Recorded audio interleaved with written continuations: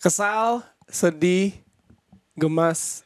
Mungkin menjadi perasaan yang kita rasakan sebagai warga negara Indonesia ketika melihat penampilan Indonesia Under 23 kalah tipis 0-1 oleh Guinea Under 23 melalui titik penalti. Sebuah permainan yang seharusnya kita bisa kill the game, tapi ternyata kita yang di-kill di game melawan Guinea. Tidak terlalu baik, bahkan lemparan ke dalam saya mereka tidak bisa mengambil dengan baik dan benar. Tapi ternyata memang masih banyak yang harus diperbaiki oleh Indonesia. Selamat datang di Box to Box Football Show.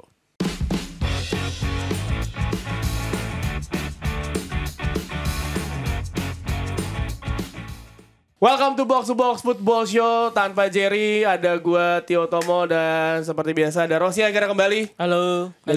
Bener kan kata gue kan? Betul. Ada Jerry, ada Rossi. Betul, ternyata akhirnya Jerry gak ada, Rossi datang. Dan Selak emang udah kan? Emang seharusnya. Gue juga gak ngerti sih kenapa bisa begitu. Tapi Gosip. kemarin kemana aja sih, Ros? Emang lu beneran gak mau datang karena ada Jerry atau gimana? Berapa lama sih absen gue? Banyak. 4 episode ya. Iya. Banyak. 4 episode. Sebenarnya Senin kemarin tuh harusnya gue datang, tapi ternyata bentrok sama jadwal Jelly. Dan kalian kan take tuh jam berapa? Jam 3 ya? Iya, jam 3. Kayaknya gue kick off tuh baru 2:30 gitu. Jadi gak mungkin lah. Akhirnya kalian sama Firzi. Sebelumnya take-nya pagi, men. Iya. Kalian take timnas tuh pagi, dan pagi tuh kayak gue gak bisa gue diganggu kerjaan lain. Sama terakhir itu ada take pagi juga.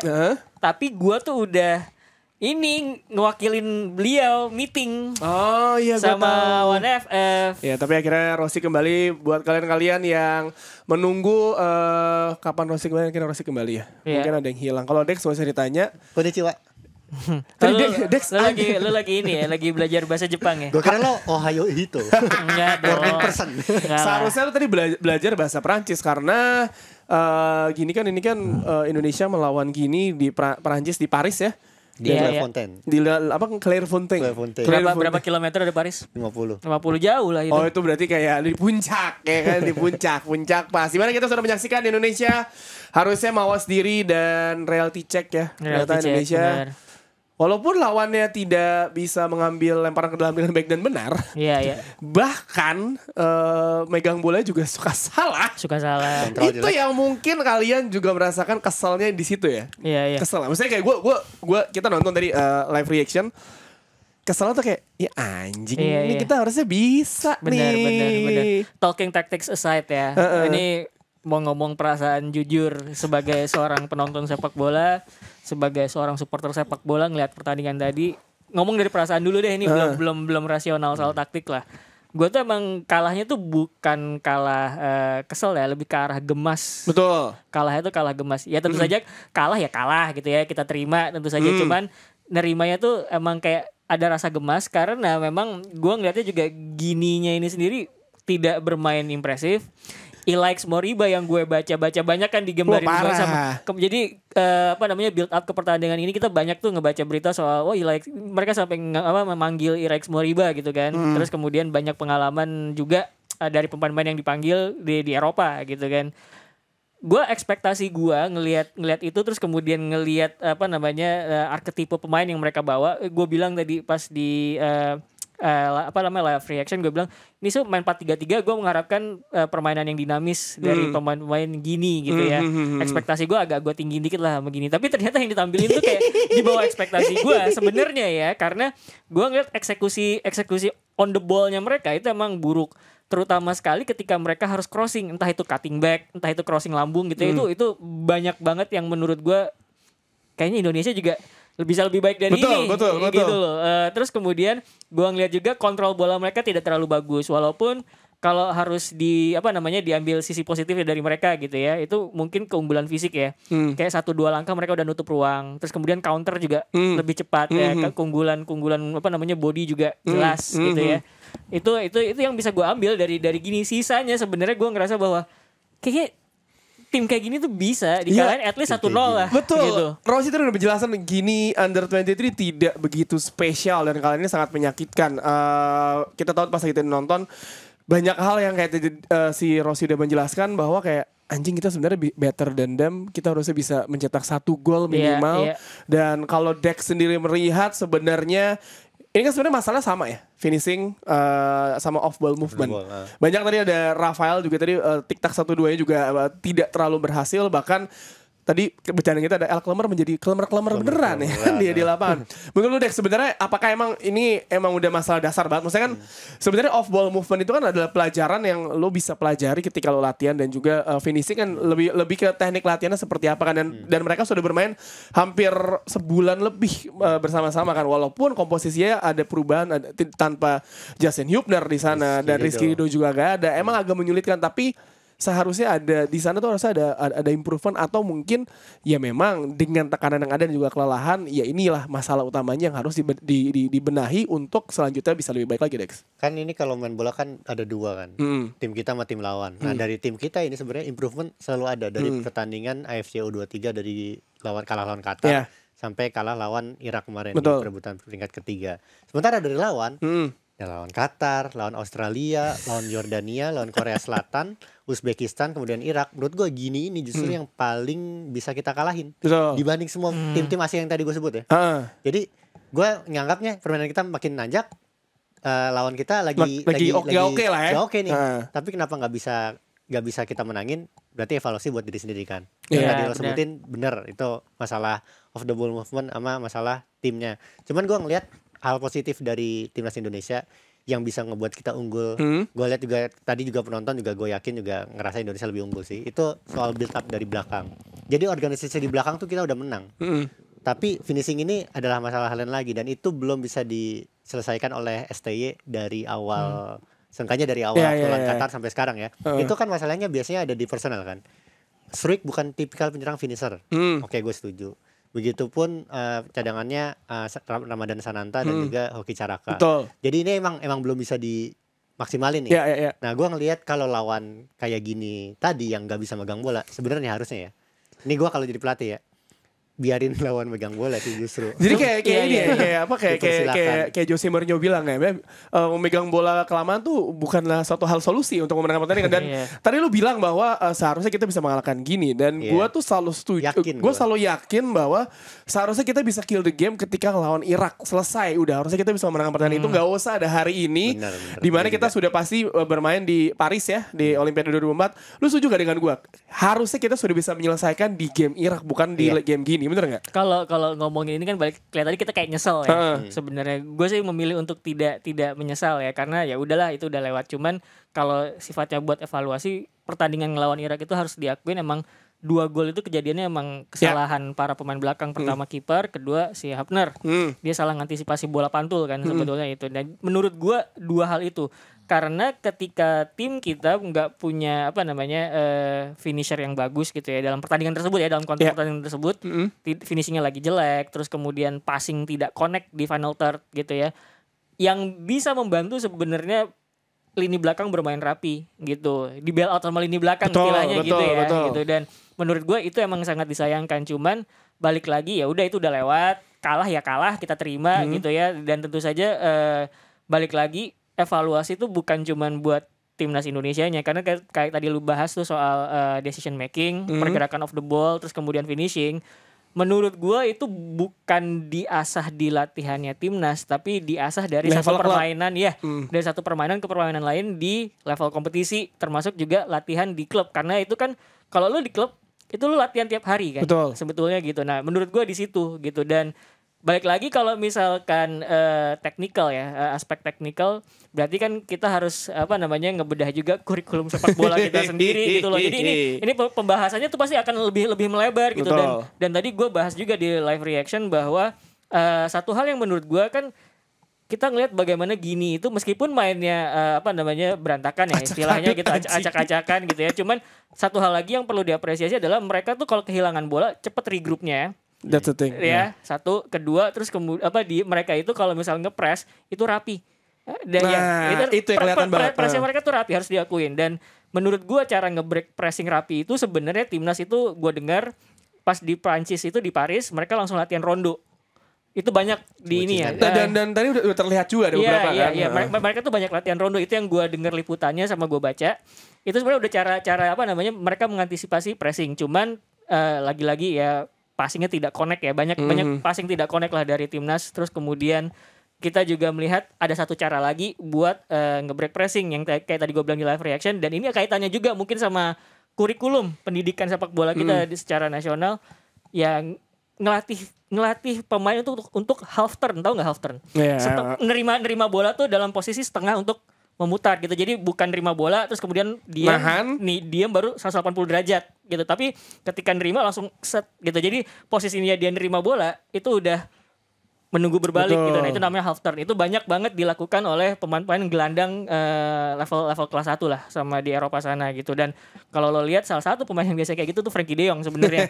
Dulu ketika Frenkie de Jong pertama kali masuk ke timnas Belanda, itu yang bikin Belanda tuh gaya main sepak bolanya jadi lebih vertikal.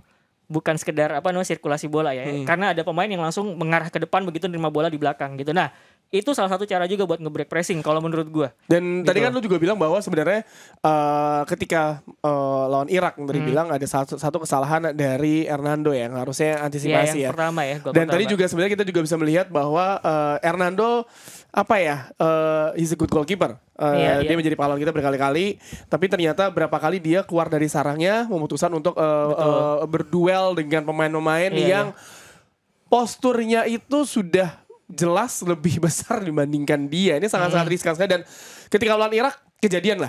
Dan tadi pun kita berapa kali melihat dia, walaupun sebenarnya tidak ada ancaman berarti bagi Hernando di pertandingan gini tadi. Bahkan gini pun ya udah, Rossi tadi bilang bertahannya oke, tapi ternyata serangannya tidak begitu oke. Jadi tapi lain lagi. Tapi ngomongin Hernando Ari ya, dia penjaga gawang terbaik yang kita miliki saat ini. Terus juga dia juga memiliki saingan baru ya, Martin Paes. Ada Cyril Cyrus Margono juga ada di sana. Jadi maksud gua, apakah ini menjadi evaluasi bagi Hernando ya untuk selanjutnya, karena kan selanjutnya hampir setengah dari pemain U23 ini adalah pemain timnas next. Gue kalau lihat Hernando tuh udah tipikalnya udah STI banget, karena dia tipikal kiper build up kan emang harus siap ke depan kan. Cuma tadi tuh kejadian yang nomor 12 itu gue lupa namanya siapa yang dilewatin nomor 12. Betul. Itu juga dilewatin sama pemain Irak juga.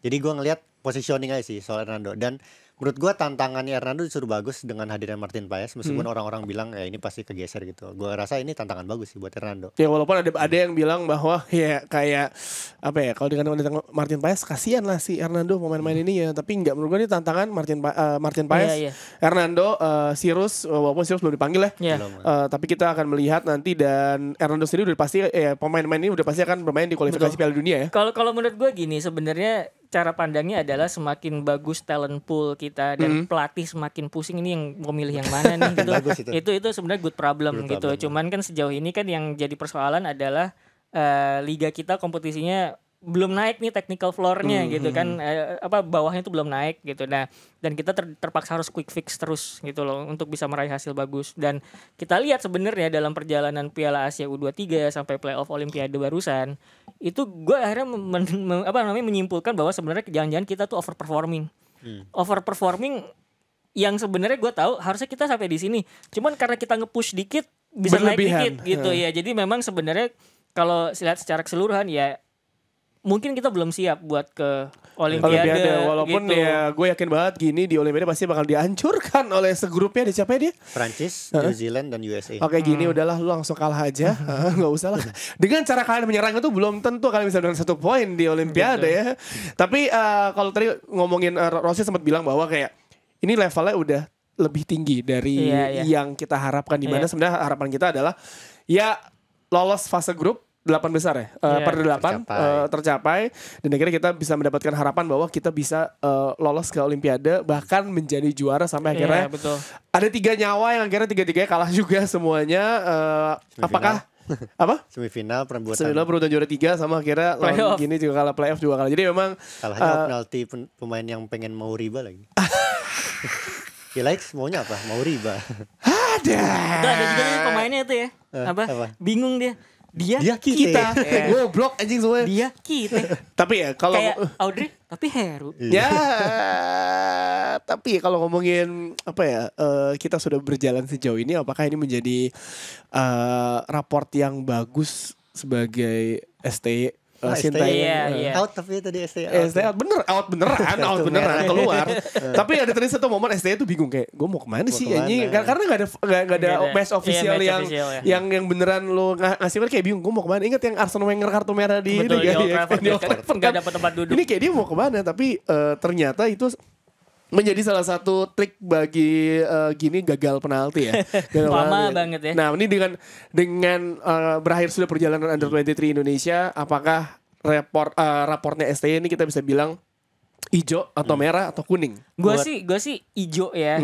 Dalam mungkin tadi agak gue agak sedikit mengkritik ya. Mengkritik nggak apa-apa dong ya. Mengkritik nggak apa-apa karena menurut gue ketika wasit sudah memutuskan untuk penalti, dia sebagai pelatih harusnya protes ya nggak apa-apa, tapi kalau sampai dia protes sampai dua kali kartu kuning secara langsung tuh menurut gue, coach jangan dong coach gitu dalam hati gue gitu ya. Dan gue sih emosi amat. Maksudnya gue bersyukur dalam keadaan tersebut pemain tuh dewasa, dan gue ngeliat masih ada beberapa pemain yang ayo kita lanjutin ayo gitu. Itu yang paling penting sih. Iya karena kalau itu sampai walk out, wah itu disappointingnya banget gitu. Kalau itu sampai walkout, gue ketawa sih kayaknya. Gimana sih? Jangan gitu. Ini mohon maap nih level internasional nih ya, ada Presiden FIFA nih datang. Nggak masalah lu tiba-tiba walkout lu kayak level ini Porsening. Ya paling itu doang sih catatannya. Mungkin dia kecewa karena ada perdebatan bahwa itu bola dan gak ada VAR juga gitu kan, jadi susah buat ngecek apakah itu betul-betul bola atau si nomor 12 itu kan memang gampang jatuh kan ya sepanjang pertandingan. Jadi ya mungkin dia agak kesal juga, tapi menurut gue agak disayangkan sampai sebegitunya gitu. Tapi itu tercermin juga dari apa yang lo bilang sih. Menurut STY sih ngerasa mungkin ini udah overachieve ya. Jadi dia kayak ngerasa harusnya nggak gini nih kita nih gitu. Emosinya tuh kayak gitu. Gue paham. Harusnya dia udah liburan tuh dia tuh. Udah liburan harusnya udah ke Bali dia tuh dia. Dia harus nyiapin tim lagi tanggal 6 kan buat Piala Dunia, kualifikasi lawan Irak, terus habis itu lawan Filipina. Dan Filipina sendiri infonya sudah mengumpulkan diaspora mereka. Dan FYI aja Filipina itu diaspora yang lebih banyak dibanding Indonesia, karena kalau Indonesia banyak di Belanda, Filipina berada di seluruh dunia. Even ada diaspora di Amerika ada. Jadi ya berhati-hati, Indonesia tidak segampang itu lagi. Tapi kalau ngomongin pertandingan yang tadi, gue melihat satu sosok yang benar-benar step up dan menjadi sorotan utama, yaitu Witan. Walaupun ada Peci keluar ya. Peci keluar ya. Witan, lo tahu, lo lihat selain Nathan dengan clearance-nya kita udah tahu dari awal turnamen, ketika dia main dia memberikan dimensi yang berbeda, tapi dengan tanpa adanya Hübner dan juga Rizky Ridho, mau nggak mau Nathan turun ke belakang yang membuat Marcelino bermain sedikit ke dalam, tidak seperti ketika melawan Jordania kan. Betul. Nah, Witan sendiri akhirnya keluar sebagai salah satu motor yang menarik nih menurut gue nih.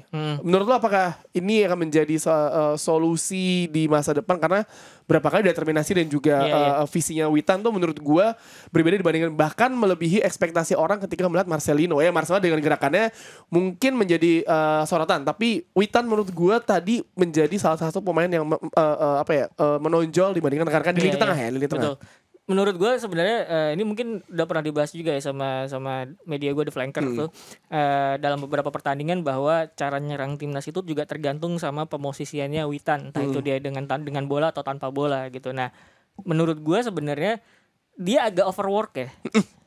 Witan itu pada pertandingan lawan Gini itu menurut gue agak overwork, dan itu jadi dalam tanda kutip diwajarkan karena ada efek domino gitu. Pertama, efek dominonya adalah lo nggak punya Rizky Ridho. Oke lah, nggak ada Hübner, gue masih bisa nerima. Tapi ketika tidak ada Rizky Ridho, itu tidak ada yang back central yang nggak bisa commanding. Betul.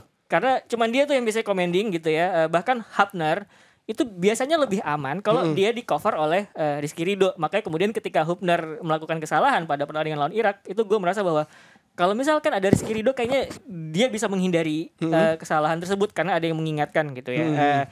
Itu satu. Jadi menurut gue kehilangan Rizky Ridho itu gede karena dia adalah seorang ball carrier, seorang ball playing defender, dan juga seorang kapten yang bisa mengomandoi rekan-rekannya di lini belakang gitu ya.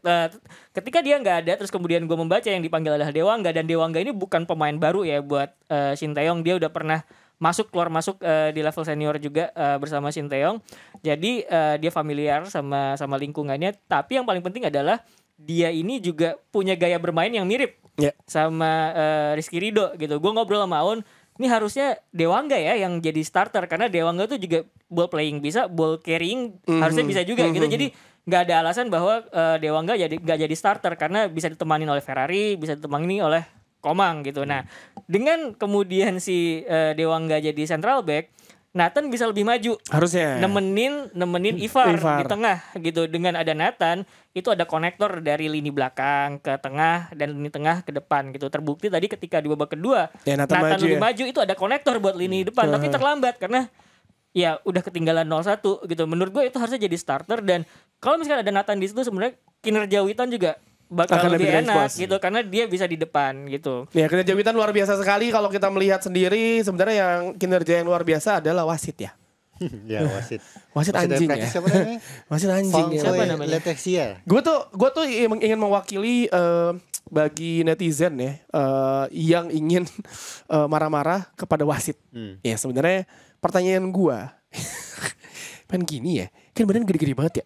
Dicolek jatuh tuh kagak, terus kayak berapa kali kayak teknik kagak kartu kuning tuh kayak mana sih sebenarnya, kayak mana tuh, kayak ngeliatnya kayak si anjing nih wasitnya. Itu mungkin yang bikin Sinteyong jadi emosi kesel juga ya. Makanya kemudian dia meledak pas insiden penalti keduanya gini yang akhirnya gagal gitu. Menurut gue sih emang itu ya nggak bisa dibilang sportif, tapi kita tahu, kita kan nggak baru sekali ini nonton bola gitu, bahwa yang kayak gitu tuh hal yang suka berulang dilakukan oleh tim gitu ya, untuk mendapatkan keuntungan. Jadi ketika lu ada kontak nih, meskipun soft gitu ya, lu kalau jatuh ya wasit pelanggaran, karena gue nggak bisa nilai apakah itu soft apa enggak gitu. Misalnya ada benturan kok gitu. Nah, mereka memanfaatkan celah dari peraturan tersebut gitu. Kemudian mereka sering menjatuhkan diri untuk nge-break flow Indonesia juga gitu. Nah, menurut gua ya pada akhirnya kita harus sekesal apapun kita gitu ya menghadapi tim seperti itu. Bahkan mungkin lu kalau main bola di SD, di SMA itu juga bisa lah ketemu tim yang kayak gitu, baru disentuh guling-guling. Nah, ini cerita menarik. Jadi gue juga pernah kesel kayak gitu. Senior gue di kampus itu sering main futsal antar angkatan nih. Gue lawan senior gue. Jadi gue jadi back, ketika gue dek gitu dikit, terguling terus megang kaki. Lama-lama kesel, gue tendang beneran. Ya tentu saja gue kartu merah dong. Gue ada cerita serupa juga sih, maksudnya kalau kartu psikologi. Iya maksudnya kayak gitu kan jelas gue salah gitu. Jadi dan gue kepancing emosi. Tapi harusnya gue belajar bahwa, dan siapapun yang bermain bola belajar bahwa trik kayak begitu tuh mungkin dilakukan oleh lawan gitu.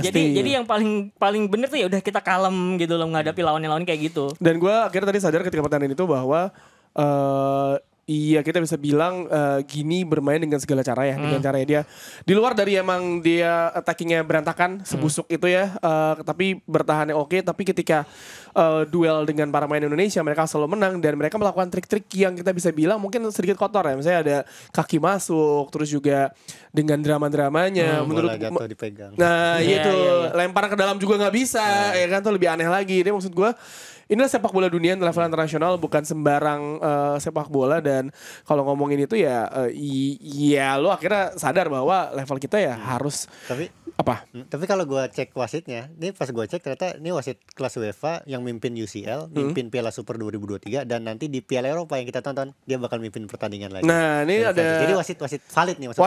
Wasit valid. Gue sebenarnya gue tidak kepemimpinannya oke, tapi gue cuma bingung kartunya tuh nggak keluar ya, karena berapa kali merugikan ya, sundulan terus ada yang didorong lah. Kira-kira pemain Indonesia nempel dikit, kartu kuning. Nah tadi tuh Aun sempat nge-tweet ya, maksudnya dengan penunjukan UEFA ini warga lokal mungkin lebih murah kali ya, Warlock. Dia Perancis kan, dan pemain Gini kebanyakan bermain di Perancis dengan menggunakan bahasa Perancis juga kan. Jadi komunikasi lebih gampang, dan mungkin ya lebih untuk menyampaikan sesuatu lebih gampang ke wasitnya kan. Jadi si Aun nge-tweet gini nih.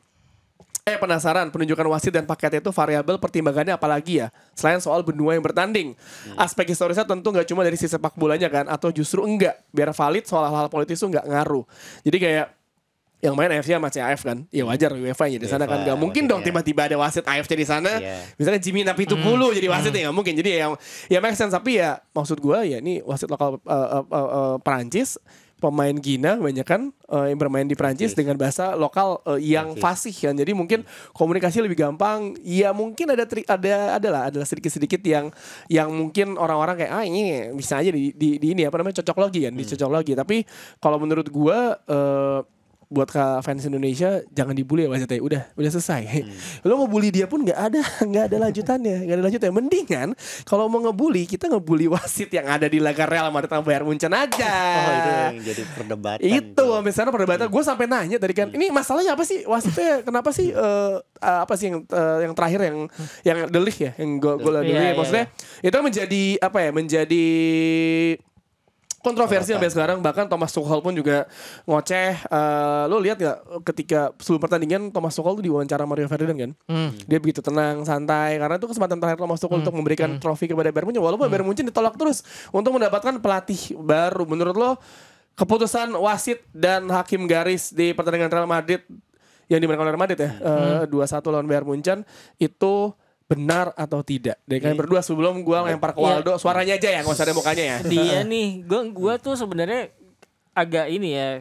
Setelah gue sering membaca bahwa keputusan wasit itu kan juga dipengaruhi oleh perspektif pribadinya dia dan interpretasinya terhadap apa namanya peraturan gitu. Jadi gue kadang-kadang kalau misalkan kita nggak setuju, gue harus mengingat lagi bahwa wasit punya privilege kayak gitu. Nah kemarin gue baca tweetnya Dex nih yang bilang bahwa hakim garis tuh punya privilege untuk nggak naikin bendera offside sampai gol. Iya, dibiarin dulu aja nanti toh dicek sama VAR gitu. Tapi kemarin dia memutuskan untuk langsung ngangkat gitu.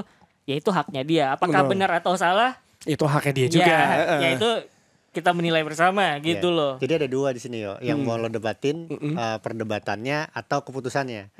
Kalau perdebatannya itu menurut gua perlu didebatin karena sebenarnya rangkaian itu harusnya dibiarin dulu sampai gol atau enggak baru dicek VAR gitu kan. Ini wasitnya kan udah naik dulu kan. Nah itu perdebatannya. Yang kedua keputusannya kalaupun itu gol karena kan Lunin kan ya udah priwitan juga. Ya dia nggak berusaha juga dong. Betul. Itu hak dia juga kan. Dia gitu. juga. Ya, apakah itu offset apa enggak? Nah, yang masalah perdebatan kedua ini gugur ketika yang pertama nih udah digugurin juga. Soalnya dia udah ngangkat bendera kan, udah offset juga kan. Nah, ini offset apa enggak? Itu juga jadi perdebatan karena pas gue lihat sebenarnya ada yang bilang iya, ada yang bilang enggak. Tapi kalau gue lihat dari teknologinya beIN Sports ya, itu sebenarnya enggak offset sih. Jadi sebenarnya offset gitu. Jadi sebenarnya perdebatan ini tuh bisa diminimalisir andaikan wasit gak ngangkat bendera, tetap dibiarin, misalkan gol gitu, dicek VAR, terus habis itu diputuskan offside. Nah itu gak bakal diperdebatin kan? Iya. Cuman itu dipotong karena wasit gak pakai privilege-nya hakim garisnya. Langsung diangkat. Dan itu kan terjadi di extra time ya? Di injury time itu harusnya 9 menit jadi 11 menit. Babak kedua kan? Babak kedua. Mungkin udah capek kali dia. Udah kayak ya udahlah aku pengen pulang anjing. Udahlah capek ini pertandingan udahlah. Tapi itu sebenarnya kalau ngelihat pertandingan tersebut tadi kita sempat bahas juga tuh sama teman-teman gue ya gue kan sebelum ini ke CNN dulu kan ngomongin timnas tuh setelah break siaran itu kita ngomongin soal Real Madrid lawan Bayern Munchen itu. Salah satu keheranan yang kami lempar adalah ngelihat bagaimana Thomas Tuchel ini cukup pede ketika unggul 1-0 di kandangnya Madrid itu dia masukin Müller, masukin Eric Maxim Choupo-Moting dan kayak mereka tuh kayak udah nutup pintu. Oke, kita play safe gitu ya, udah unggul 1-0. Gak mau ngambil resiko kan? Gak mau ngambil risiko. Oke, kita see it out sampai pertandingan selesai dengan mungkin skor 1-0 ini atau mungkin nambah 1 gol lagi gitu ya. Kalau gua jadi Ancelotti, pelatih berpengalaman, know-how-nya bagus di Champions League, gua akan lihat lah dia malah tutup pintu. Ya udah bos, kita gedor aja pintunya gitu. Masukin Modric gitu kan. Kemudian Kamavinga. Oh, ada suara fans Madrid di belakang ini ya. Itu menunjukkan bahwa Ancelotti itu punya kematangan yang lebih baik dalam membaca game state gitu. Jadi ini bukan sekedar persoalan taktik ya, tapi juga membaca game state, perubahan aura dalam pertandingan gitu kayak dia menutup pintunya gitu. Ya sudah kita gedor habis. Gitu. Ini juga menjadi pemandangan yang luar biasa bagi fans Stoke City yang melihat Jose Lu dan juga Choupo-Moting di semifinal Champions League. Kayak Lu pernah kebayang gak 2 pemain stok ini berlaga di semifinal Liga Champions? Gue tuh kemarin udah siap kalau misalkan sampai Eric Dyer terus kemudian Harry Kane muncul di final Champions League, gue tuh pengen ngeluarin meme-nya ini, meme-nya Star Wars, tau nggak? Yang si di mana somehow Palpatine is back gitu. Somehow Harry Kane and Eric Dyer back to Champions League final gitu. Ya, tapi kita tanya suara hati dari fans Real Madrid. Lu sempat deg-degan. Lu dibantu lu tau gak lu dibantu Neuer. Itu Neuer berbanding 1 juta di mana dia melakukan kesalahan fatal yang jarang terjadi. Akhirnya dia melakukan blunder. Eric Dyer bermain luar biasa sama Neuer sepanjang pertandingan, tapi ada satu kesalahan yang akhirnya membuat Madrid bisa mencetak gol. Menurut lu gimana, Dok? Ya apa menurut gua ya sorry itu saya menurut gua Madrid mainnya bagus sih kemarin. Wih gila. Lu fans Madrid. Shout out to Vinicius, gila mainnya bagus banget. Menurut gua nih mungkin kalau misalnya orang pada bilang bandingin Haaland, Mbappe, man Vinicius deserve there man. Vinicius deserve there man. Jadi banyak yang komplain juga, sorry nih Bang Dex. Banyak yang bilang waktu kita ngebahas sedikit Mbappe di leg kedua ya. Mbappe di leg kedua tuh pada saat orang pada nonton Vinicius di leg kedua lawan Munchen, banyak yang bilang Mbappe tuh harusnya main kayak Vini kayak gini di leg kedua. Harusnya dia tuh berusaha untuk bisa menang untuk ke final gitu loh. Vinicius dari babak pertama mainnya bagus, babak kedua makin beringas lagi. Dan bahkan salah satu golnya yang blunder itu kan itu gara-gara shootnya Vini kan. Paham gua. Itu shootnya Vini tuh sebenarnya dibilang kenceng juga enggak. Bahkan itu dia dibilang ngaco juga bahkan ngaco. Itu tendangan itu kayak mantul ke rumput. Neuer udah siap save hand tapi malah kena dagu dia. Tiba-tiba Joselu tuh. Nah itu mesti apresiasi Joselu juga ya. Newcastle Legend, mengendus itu Legend. Mengendus kalau kata ruang taktik ya atau mengendus. Atau Savage Football gue Tapi lupa. menurut gue Joselu itu adalah salah satu pembelian yang tepat dari Madrid. Umurnya tuh 34 tahun ya. Udah tua juga. Cuman jadi yang dicari tuh sebenarnya mungkin bukan energinya ya. Bukan kualitas. Tapi yang dicari adalah arketipe dia sebagai forward. Betul. Yang tidak stay diem karena kalau misalkan ngelihat tipikal skuadnya Madrid musim ini dengan tidak adanya striker murni, mereka butuh dinamisme tersebut gitu. Bahkan sumber gol utama mereka di La Liga itu seorang gelandang serang. Bahkan bukan gelandang serang ya, CM dia. Bellingham gitu loh. Jadi itu yang dilihat Madrid ketika mendatangkan loan kan dia. Dia tuh Spanyol ya. Jadi tuh sebenarnya fun fact-nya kalau buat yang belum tahu, Joselu tuh sebenarnya musim lalu tuh dia top scorer ketiga di bawah Benzema sama Lewandowski. Benar. Dan dia tuh klubnya Espanyol kan. Espanyol. Dan Espanyol tuh turun ke peringkat 2, divisi 2 sekarang. Divisi 2 Segunda. Ya, tapi selamat buat Joselu atau Joselu yang juga 2 tahun lalu datang ke final, bapaknya nonton. Ya. Real Madrid fan 2022. Dia datang ke final nonton dan sekarang dia berada di final Liga Champions. Stoke City Legend, Newcastle United Legend. Selamat tepuk tangan lu buat Joselu. Good game. Di mana nanti ini ya kalau kita bilang bentar. Real Madrid spesialis Liga Champions, lu yakin apa Dok Madrid bakal juara Liga Champions? Lawannya Borussia Dortmund loh. ini tuh ya nanti kita akan bahas Dortmund sama PSG ya.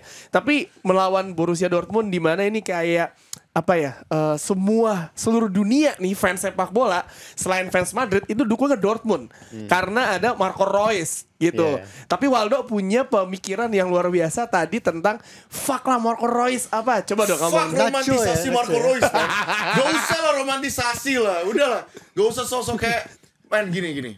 Lu kalau kita lihat dari POV-nya Madrid, lu bisa lihat ada seorang sosok Nacho. Enak tuh Nacho di dimakan. sana. Enak tuh. Even dia beda itu makanan. Aduh gimana sih? Itu pakai guacamole. Walaupun dia selalu menang trofi, nggak fans, nggak musuh, selalu menghujat dia gitu. Marco Reus nggak pernah menang trofi, maksudnya sering gagal ya, tragis gagal dan lain-lain. Selalu it's okay Marco Reus bla bla bla. Fuck them man. Oke. Gak ada romantisasi man. Ini final, udahlah gak usah sok kayak ya ini sebenarnya belum kelar juga sih. Cuma maksud gue gak usah kayak fairy tale story Marco Reus the last game of Borussia Dortmund. Man, this is the real life. Gini ya Dok, nih lu udah ngomong gini. Jangan lupa ntar dipotong ya. Biar dipotong nih nanti pas final kalau kalah kita putar terus nih. Ya kan kita putar terus. Waldo bakal dibully sama seluruh dunia sepak bola. Nanti sebelum final juga gue datengin Spiltak lawan Waldo. Suruh debat. Soalnya si Reja udah bilang Bang Dex final ya. Oke. Oh, aman. iya sih, iya. Dan sini aja. Dan ini akhirnya menjadi musim yang akan dilupakan oleh Bayern Munchen tanpa trofi sejak 2011-2012 ya, dimana Lama banget ya. enggak ini Sedekade lebih. Iya, ini orang ketika ini terjadi langsung keluar memes Harry Kane apalah, jadi kayak ini bukan salah Harry Kane menurut gue. Menurut gue juga bukan. Salah. Ini Harry Kane sudah melakukan semuanya. Lu bayangin dengan permasalahan luar biasanya Bayern Munchen, Harry Kane masih bisa mencetak gol terbanyak klubnya. Gini deh, diskusinya deh. Menurut lo Harry Kane itu di musim perdananya top atau flop? Menurut gue top. Top. Menurut gue top sih. Yang flop itu ya dia datang ke Bayern yang lagi bermasalah di backroom staffnya, di manajemennya. Dan juga taktik Tuchel yang sering banget dikritik bahkan oleh fansnya sendiri gitu. Di tengah semua itu dia masih melakukan apa yang diharapkan dari dia, mencetak gol gitu loh. Dan Ya tugasnya udah udah dijalankan dijalankan gitu loh. Bahkan ya mungkin justru malah bukan Bayern yang apes kedatangan Harry Kane, tapi lebih kayak Harry Kane yang apes datang ke Bayern ketika Bayern sedang tidak berada di Form yang terbaiknya ya. Iya, betul. Di form terbaiknya entah secara manajemen atau secara taktikal gitu. Dan dia juga datang di saat Bayer Leverkusen lagi bagus-bagusnya. Iya, gitu. Entah kenapa jadi Bayern Leverkusen jadi jago banget ya musim ini ya. Tapi emang terkalahkan. tapi sebenarnya kalau ngeliat Leverkusen sama Bayern itu nunjukin bahwa sebuah tim yang disusun dengan baik pada akhirnya memang potensi unggulnya tuh lebih gede gitu. Ya kan yang dipuji dari Leverkusen bukan cuma Xabi Alonso, Simon Rolfs jadi director of footballnya juga. Anjing Gitu. Simon Rolfs dulu mesti main WE 67 masih ada, sekarang jadi ini ya backroom staff ya di belakang. Anjir emang tua kita. Manajemen. Ya akhirnya Real Madrid melaju ke final mengalahkan Bayern Munich atau Munchen, di mana akan bertemu dengan Borussia Dortmund yang mengalahkan Paris Saint-Germain dengan 0-1 tipis saja. Sebelum bahas detail, gue tuh benci banget ya ketika Bayern kalah keluar memes Harry Kane banding-bandingin. Ketika Dortmund menang, Jadon Sancho, Sabitzer semuanya ada tuh dibahas. Kan Ian MU nggak main, Maatsen. MU udah kalah anjing. MU terus ya elah diketawain aja tuh. Tapi Dortmund agregatnya 0-2. Bermain lawan Paris Saint-Germain di mana lini depan Paris Saint-Germain ini kita bisa bilang XG-nya 3,25. Kok bisa sih anjing nih orang tim ini kagak investasi bodong akhirnya terbukti, dan ini bisa menjadi musim terakhir Mbappe tanpa gelar Liga Champions bagi Paris Saint-Germain. Cuma final doang terakhir kan dia. Yang gagal sama Bayern Munchen juga kalah kan, Bayern Munchen juga. Jadi menurut lo sebenarnya dari pertandingan ini ya XG 3,25 lawan Borussia Dortmund, apakah Dortmund akan survive melawan Real Madrid di final nanti? Ini sebenarnya dua tim yang sama-sama adaptif ya kalau menurut gue ya. Tapi Terzic ajaib menurut gue loh. Iya di semifinal ini. Iya. Menurut gue mereka bisa beradaptasi dengan lawan yang dihadapi gitu. Jadi kayak ini duel antara dua tim yang kalau misalkan ditawarin untuk bisa tidak mengambil proaktif, mereka akan menerimanya dengan senang hati. Betul. Gitu loh. Jadi mungkin ini bakal jadi final yang dalam tanda kutip cukup aneh ya buat gua, karena biasanya kan kadang-kadang kalau final musim kemarin City sama Inter, harapan orang adalah wah di City bakal proaktif, Inter yang bakal reaktif gitu. Walaupun ternyata Inter tidak seburuk itu juga kan mainnya. Itu ya hoki aja tuh kebobolannya. Iya, Inter gitu. bisa menang gitu. Dan menurut gue ya mungkin ini yang bakal tidak bisa ditebak, bagaimana kalau menghadapi sebuah tim yang sama-sama adaptif gitu ya. Siapa yang akan beradaptasi duluan terhadap siapa nih gitu. Jadi itu sih kalau gue lihat. Lo Dex gimana Dex? Karena di Borussia Dortmund ada 3 pemain yang mungkin ya jauh kita bisa bilang kalau di final ada ceritanya masing-masing lah. Ya Jadon Sancho ya udahlah. Jadon Sancho tuh. Gue kemarin udah nge-tweet tuh, ngebales tweetnya si Waldo tuh. Apa? Yang gue bilang ya emang pemain tuh cocok-cocokan aja. Karena kalau dibalik dia ke MU terus kemudian mainnya masih direct kayak gini, Sancho nggak bakal bisa survive. Kalau menurut gue nih Dok, Sancho survive nggak kalau ke Real Madrid? Apa? Sancho bakal cocok gak kalau ke Real Madrid? Gue rasa sih enggak. Enggak juga sih. Karena gaya mainnya Real Madrid agresif sedirect itu gitu, bukan gaya tempat di mana Sancho bisa thriving gitu. Ya gimana jawab gak, Dok? Menurut gue bisa-bisa aja sih. Tadi udah bilang 3 pemain Sancho. Terus ada Marco Reus dari The Last Dance ya, The Last Dance. Yang terakhir Gregor Kobel. Gregor Kobel. MC Kobel. Gregor Kobel kunci di Liga Champions tapi jarang tersorot. Dia pemain Borussia Dortmund Dex. Ini memperpanjang kiper Swiss yang bagus lagi ya di Dortmund. Betul. Gua waktu pas siapa yang kesini Weidenfeller kesini. Aduh, gue ketemu juga tuh. Kan gue nanya kan, ini kenapa sih kiper Swiss banyak yang cocok di Dortmund? Dia bilang emang kebetulan aja, dia bilang bukan karena Swiss produksi kiper bagus. Dia sih bilangnya kayak gitu. Swiss produksi Soalnya dia orang Swiss Jerman, kan? Army bro. Swiss Army. Iya. Ya ini sorotan buat Kobel, Reus sama Jadon Sancho sih nanti. Jadi maksudnya sebenarnya secara media ini pertandingan final ini tuh punya banyak cerita sebenarnya. Ya ini bisa dibilang bahwa ini kayak Bellingham ketemu Dortmund tuh juga Bellingham iya. ketemu oh iya lupa mantan ya Tadi juga kan? lo bilang mantan Stoke City juga. Iya mantan. Bellingham bisa menangin di Wembley. Apa gimana? Nih ini juga Bellingham bisa menangin UCL di Wembley. London Calling London kan. Calling. Semuanya di calling ke Oh London. iya benar-benar. Ya, Jadi kayak Madrid kan ada kayak Ronaldo menang di Lisbon, terus Benzema menang di Paris, Bale Bale menang di Cardiff. Nah Bellingham menang di Wembley. Oh, Itu cocok lagi. iya, yang menarik juga kan Dortmund terakhir kali ke final juga di London kan. Betul di Lawan Wembley. Bayern. Bayern. Itu juga Jurgen Klopp gitu kan? Jurgen Klopp dan 2013 tuh. kejebolannya juga sangat-sangat taktis permainannya. Lo kayak nonton catur nggak itu Betul. pertandingan itu.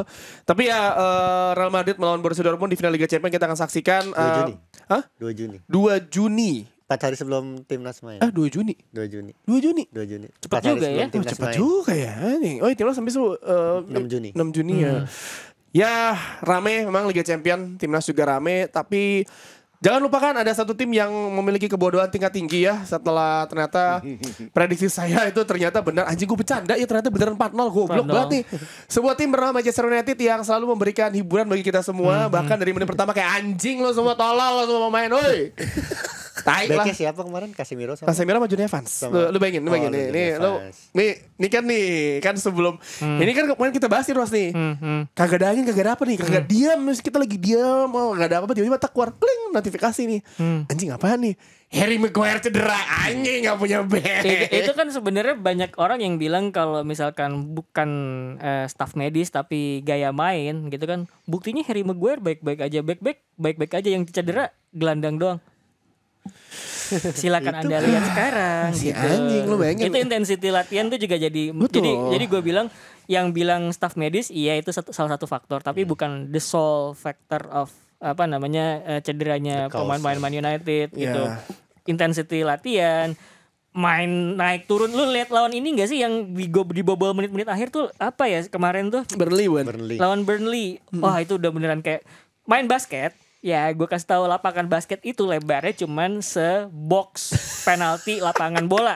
Jadi kalau lo main bolak-balik gitu masih oke. Man United main kayak gitu sepanjang lapangan bola. Lu bayangin 110 sendiri meter. aja iya dan lu dengan intensitas kayak gitu dengan jadwal main yang padat terus kemudian untuk bisa mengakomodir di sesi latihan juga intensitinya gede gitu dan makanya lu sering denger kan pemain Man United cedera di sesi latihan gitu ya, itu sih emang harus diperbaiki. Man United akan bertemu dengan Arsenal di akhir pekan nanti. Bagi para fans City jangan berharap United bisa menang ya. Arsenal lagi ngejar ini kan soalnya. Betul. Itu kita bahas Senin lah juara. gitu. Tapi kemarin gue sempat dengar wawancara Andy Mitten di Sky. Dia bilang bahwa it's not fair kalau kita nggak fair kalau ngenyalainnya Erik ten Hag karena musim ini pemain cedera banyak banget. Iya. Terus juga lu nggak pernah memainkan back four yang sama dari awal musim sampai sekarang. Emang chaos semuanya. Berikan dia waktu sampai musim depan ada Ineos datang. Dimana bercandaan gue sama Adiani pas lagi siaran kata Adian ya musim depan setengah pemain Crystal Palace sudah diambil sama Ineos tuh. Itu Adiani tuh masih ini nggak? Masih ke Ten Hag nggak? Apa? Si Adi masih ke Ten Hag nggak? Gue belum nanya tapi kayak menurut gue dia udah pasrah deh. Udah pasrah ya deh. Karena bahkan Karena kan dia tuh paling ini ya, paling pragmatik kan Betul. views-nya terhadap ini. terhadap Betul. Tapi United. masalah cedera Man United emang unik sih. Maksudnya kalau dilihat kemarin kan sempat gue obrol sama Virzi Virzi, berdua iya, juga. iya. Newcastle punya masalah, Real Madrid punya masalah cedera. Cuman Man United itu tadi lo bilang back 4-nya berubah terus lebih dari 25 kali. Back 2-nya 2 backnya itu berubah udah ke 15 kemarin. gak mungkin main Pasangan ke 15. Jadi Onana tuh di depannya tuh kok berubah-ubah terus. betul, bingung ya dan permasalahannya emang banyak aja di awal musim Onananya blunder ya serangannya mainnya bagus lo nggak kita lawan Bayern Munchen Iya. ketika lawan Galatasaray main bagus sampai Onana blunder oke terus tiba-tiba pemain cedera Casemiro drop banget semuanya akhirnya hancur ya bahkan seorang Jamie Carragher bingung bahwa kenapa United bisa menang 4-0 bahkan kalau Tim under Palace, 23 Palace, iya main lawan Palace, kalah sama Palace ketika under 23 dimainin di sana dengan dilatih yang benar nggak mungkin kalah 4-0 juga. Jadi emang udah hancur, ya udahlah nggak usah main di Eropa musim depan ya. Lawan Arsenal seri aja alhamdulillah anjing. Mendingan kita bahas kabar dari Inter Nusantara yang akan menjamu Manhattan FC hari Minggu jam 20.30 waktu Indonesia Barat. Ada drama lanjutan dari Luka Johnson. Ross, ini kemarin kenapa nggak menang ya? Super Weekend. Iya. Menurut gue lebih karena ya personil ya. Gue ngerasa kalau misalkan kan banyak yang bilang nih kayak liga goib ya. Gue sih nganggapnya kayak main FM sebenarnya.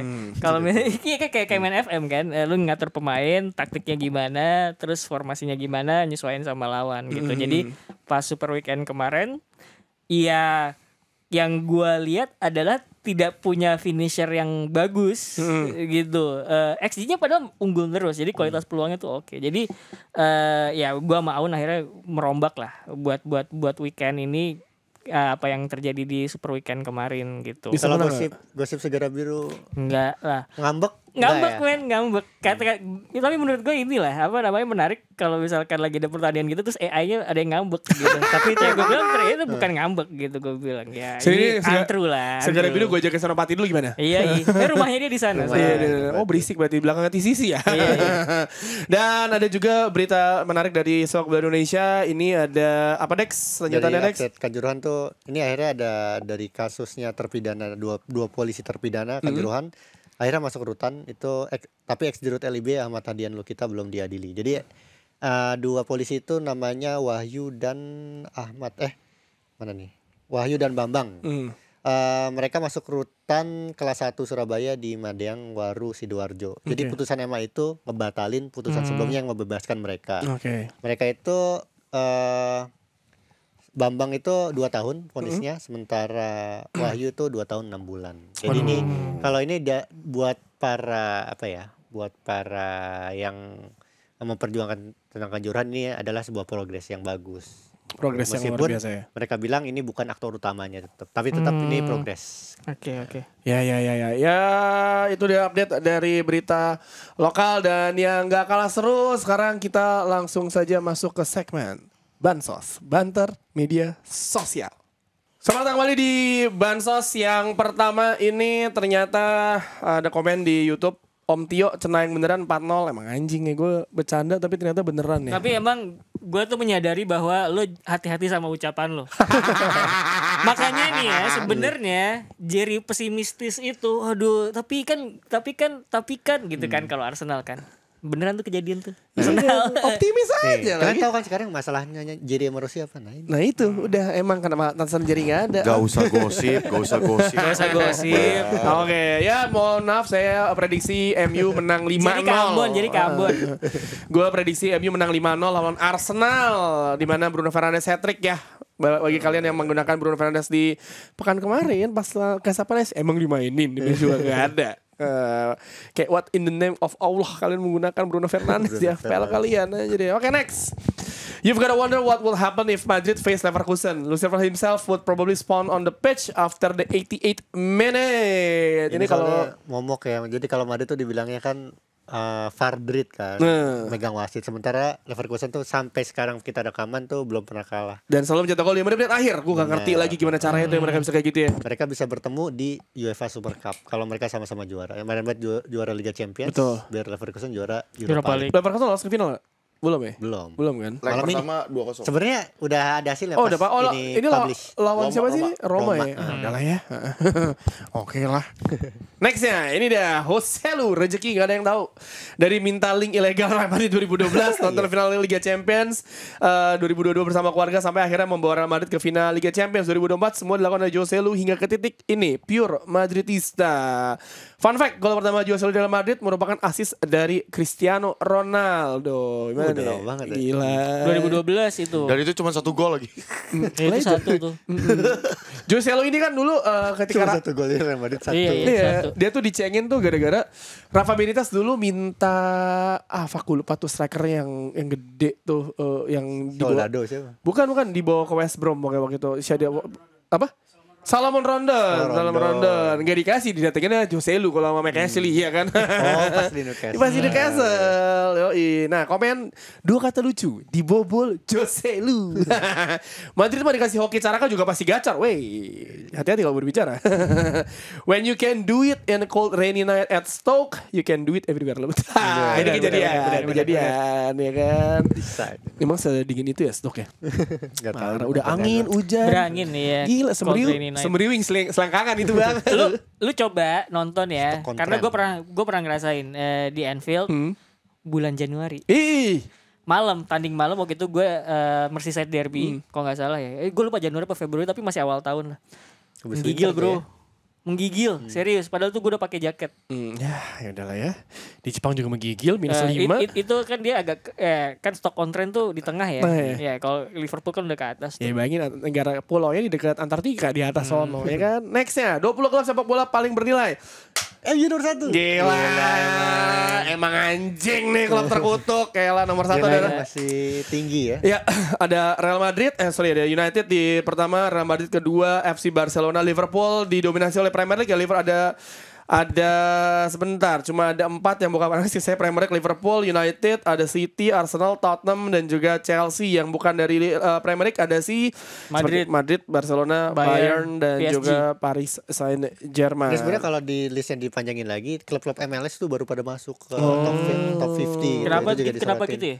Ya nilai mereka lagi tinggi-tingginya. Ini kenapa? Sejak Messi masuk kan. Iya. Oh iya, karena kalau misalnya kalian nih ya pengguna Apple, pengguna iPhone, lo bisa redeem free 1 month pass buat MLS. Pass Iya, ya. iya. Pak MLS passnya dia. Gak heran owner lintah kayak Glazer masih betah. Ya iyalah. Masih untung. Masih untung gitu-gitu. Bernilai tak terhingga hingga berlinang air mata para fansnya. Respect bro, ya enggak? Di downgrade 10 tahunnya masih tetap terbaik. Masih tetap terbaik secara ini evaluasi ya. Secara evaluasi, Ya, betul. Dan yang terakhir, ini Bung Rin melanjutkan tweet saya. Witan peci yang mau lepas. Tuh, dibalas sama Iya. Bung Rin gini. Yah elah bang. Jemaah Jumat yang berbahagia. Jemaahnya kayak Witan tuh Iya. mukanya. Ya sudah lah ya. Bantingan berakhir bansos. Banyak juga episode kali ini. Tapi gue cuma mau bilang terima kasih tim nasional Indonesia Under 23. Kalian sudah bekerja luar biasa, sudah berusaha semaksimal mungkin mempersatukan negara dari Sabang sampai Merauke, menyaksikan kalian menembus mimpi yang mungkin dulu kita tidak pernah berpikir bahwa kita bisa hampir lolos ke Olimpiade. Terus berjuang, jangan mau kalah. Ingat, kita fokus lagi, kita masih ada kualifikasi Piala Dunia FIFA 2026 nanti di bulan Juni melawan Irak dan Filipina. Mari dukung timnas. Saya Tio Tomo, Dex, Rossi dan juga kawan-kawan dari Box to Box Football Show mengucapkan terima kasih. Sampai jumpa di episode selanjutnya. Bye-bye.